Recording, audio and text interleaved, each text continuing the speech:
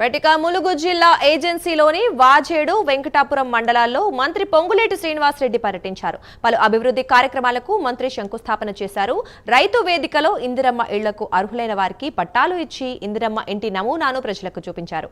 ఈ ప్రభుత్వం పేదల ప్రభుత్వమని, ప్రతి ఒక్క కుటుంబానికి న్యాయం జరిగేలా చేస్తామని మంత్రి తెలిపారు.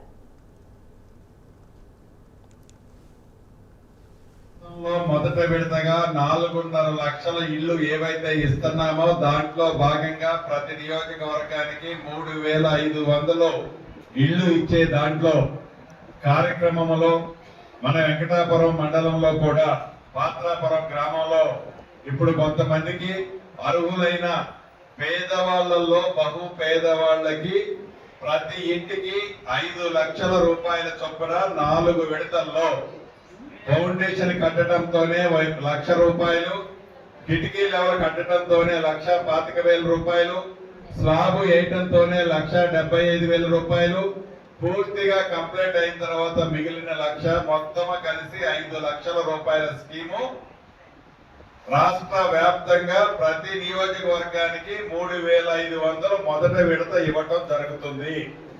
రాష్ట్రంలో మొదట విడతగా 4.5 లక్షలు